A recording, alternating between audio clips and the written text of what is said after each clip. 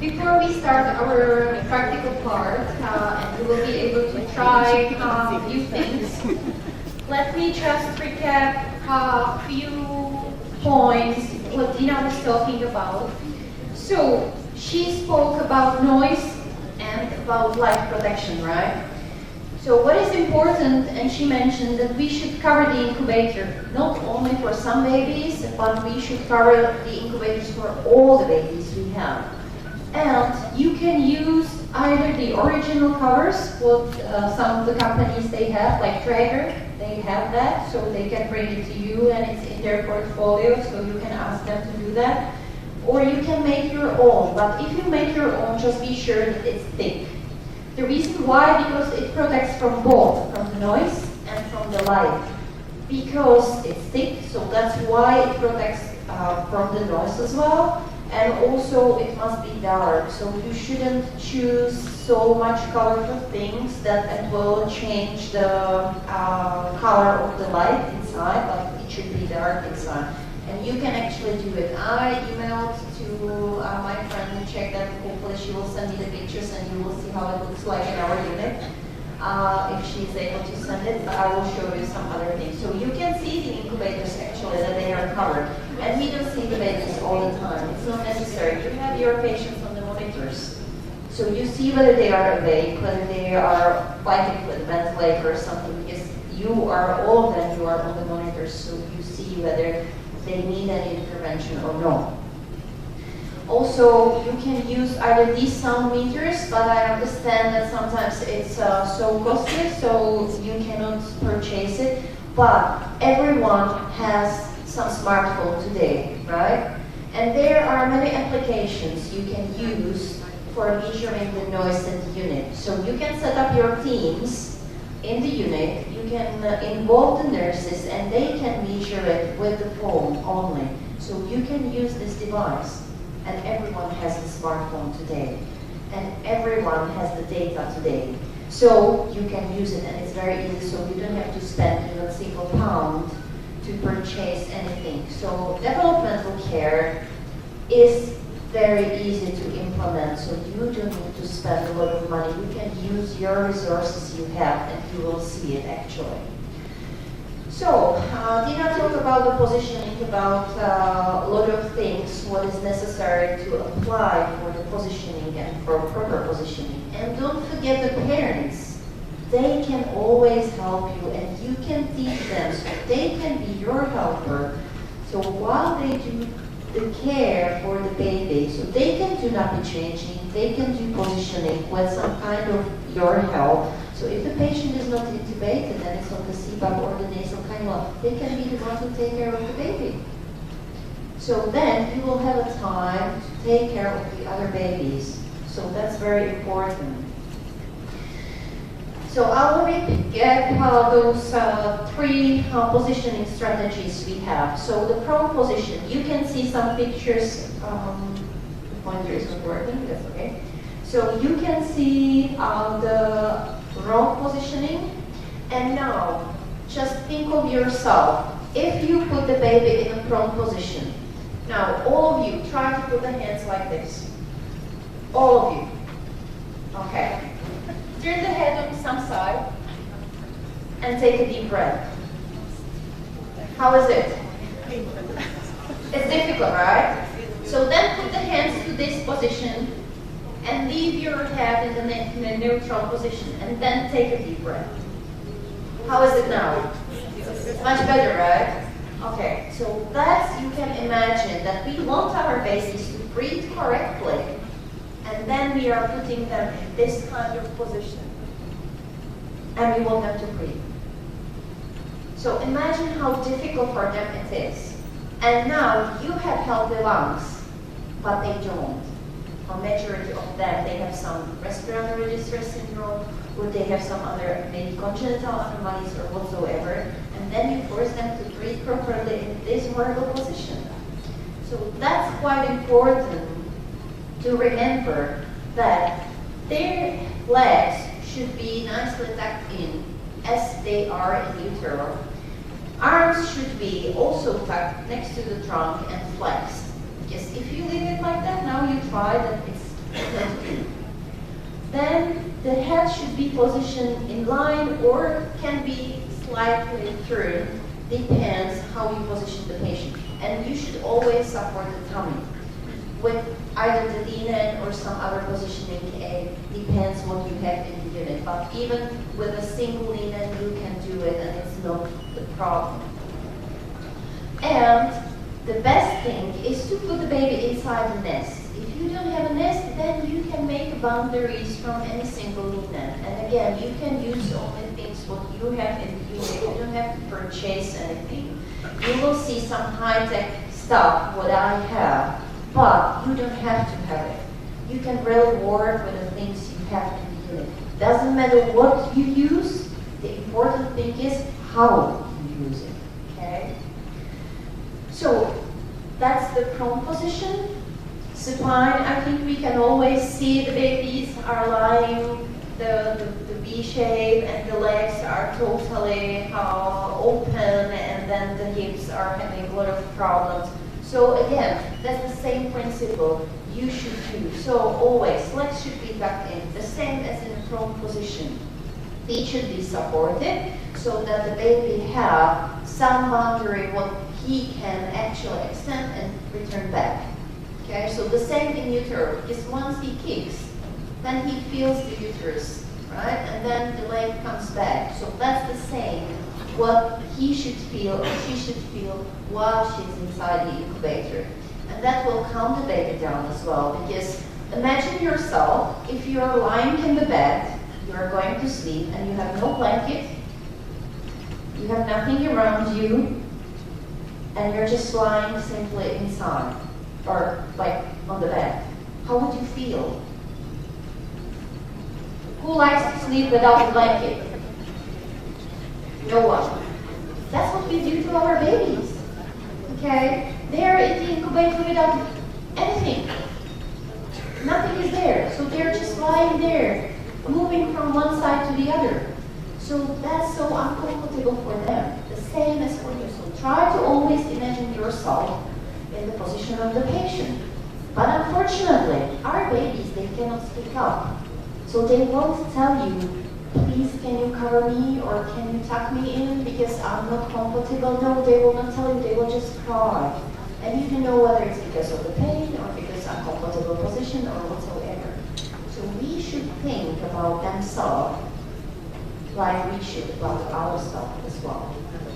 So you should put them in the nice nest, and again the same as for the supine as for the prone position is for the supine. So flex, hands, legs, and tuck, and hands should be near to the face. So you shouldn't put the baby like this.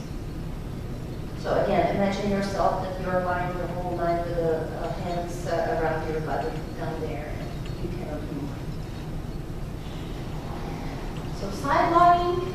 So up there you can see the baby without any boundaries, without anything. So again, just imagine how the baby feels. He was in the uterus before with a lot of boundaries and nice rocking movement inside the water, and now he's there. So he doesn't have anything around, so he feels stressed.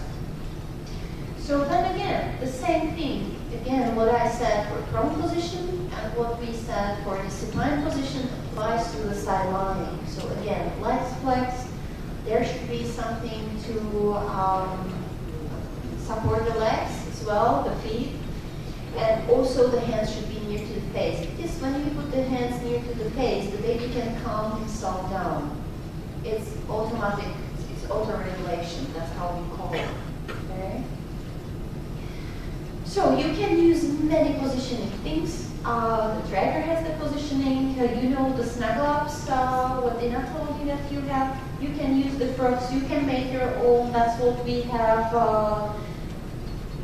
I spoke to the dragger company, and I promised them to send them the catalog, and I promised them to send the company name of my high-tech positioning, so we will see whether they are able to bring it, because the dragger positioning stuff is available maybe 5 years already, so I don't know why they didn't bring it to you.